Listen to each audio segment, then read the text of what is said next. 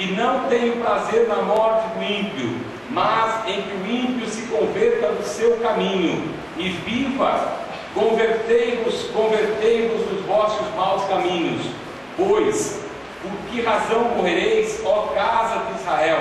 Tu, pois, filho do homem, dize aos filhos do teu povo: a justiça do justo não o livrará no dia da sua transgressão, e quando a impiedade do ímpio não cairá por ela, no dia em que se converter da sua impiedade, nem o justo poderá viver pela sua justiça no dia em que pecar. Quando eu disser ao justo que certamente viverá, e ele, confiando na sua justiça, praticar a iniquidade, não virão à memória todas as justiças, mas da sua iniquidade que pratica ele morrerá.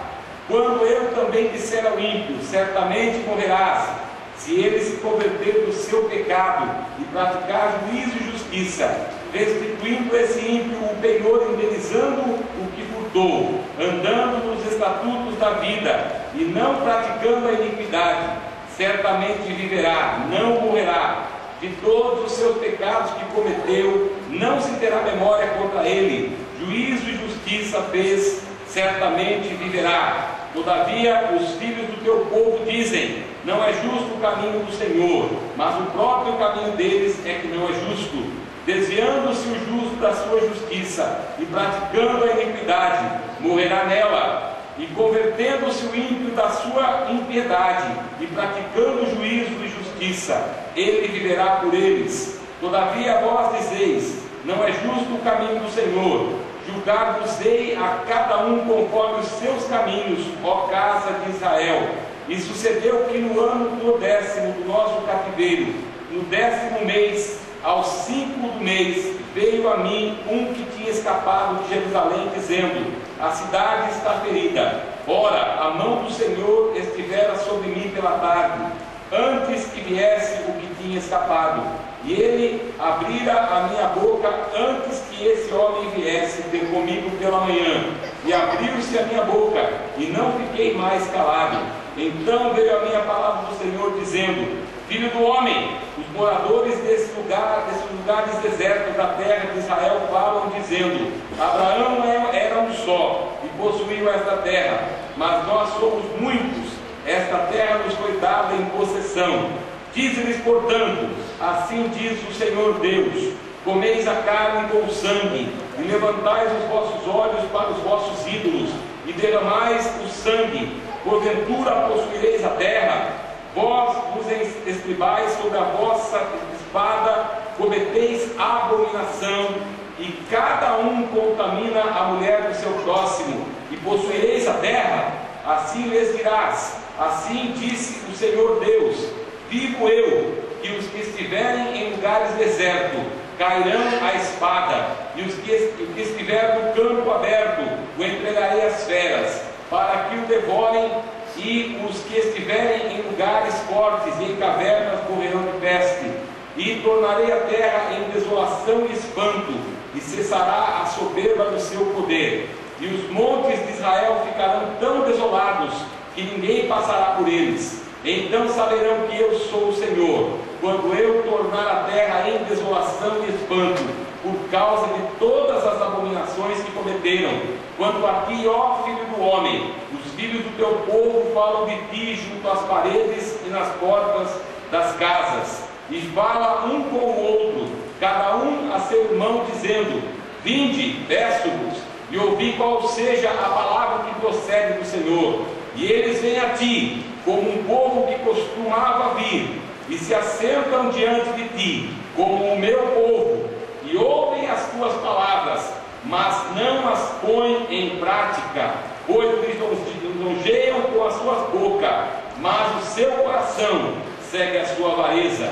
E eis que tu és para eles como uma canção de amores, de quem tem voz suave e que bem tange, porque ouvem as tuas palavras, mas não as pratica.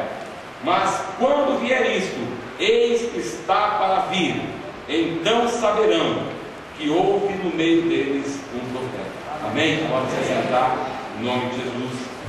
Quero dar como tema aquilo que o Senhor colocou no meu coração para hoje: os 3 estados do homem. E eu quero falar hoje com os irmãos a respeito de um assunto que não é muito pregado na igreja.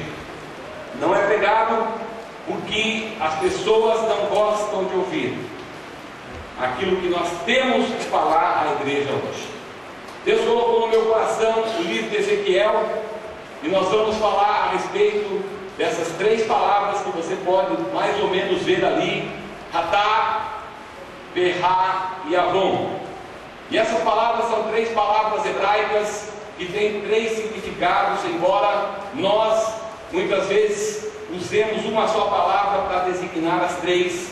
Mas o livro de Ezequiel, ele fala a respeito dessas 3 palavras, e Ezequiel, ele vem e fala de um tempo presente, falando ao seu povo, mas Ezequiel também é um livro profético, então também ele fala ao povo distante, ele fala a nós, amém?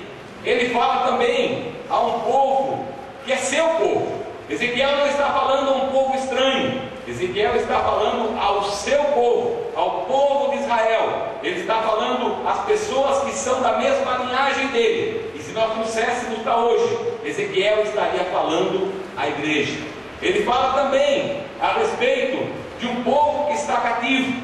Ezequiel não apenas falando a sua época, aquele povo que estava cativo na Babilônia, mas também fala hoje à igreja. E Ezequiel está nos mostrando que a igreja está cativa. E a igreja está cativa em alguma coisa que nós podemos ver, que é um cativeiro que nós estamos. E como é esse cativeiro?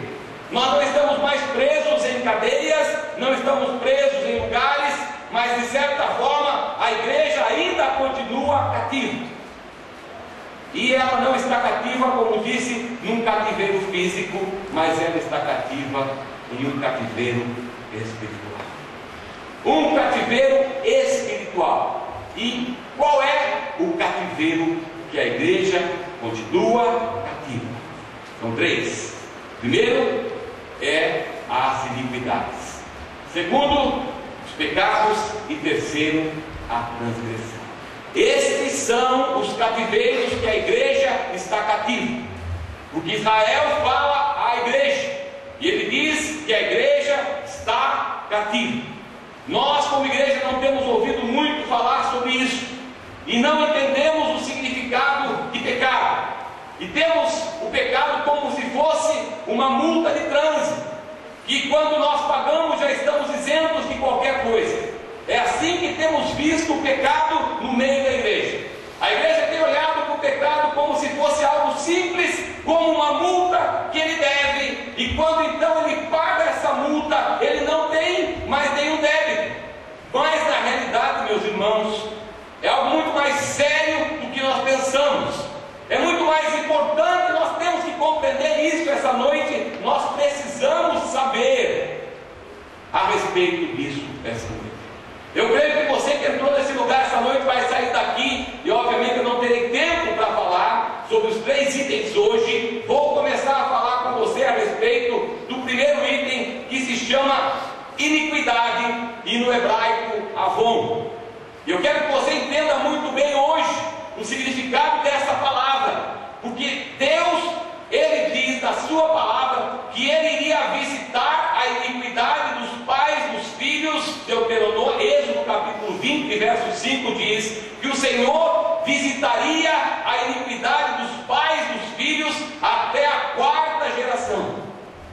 Então Deus, ele pune, Deus, ele vinga, Deus faz justiça para com a iniquidade. E a palavra significa desviar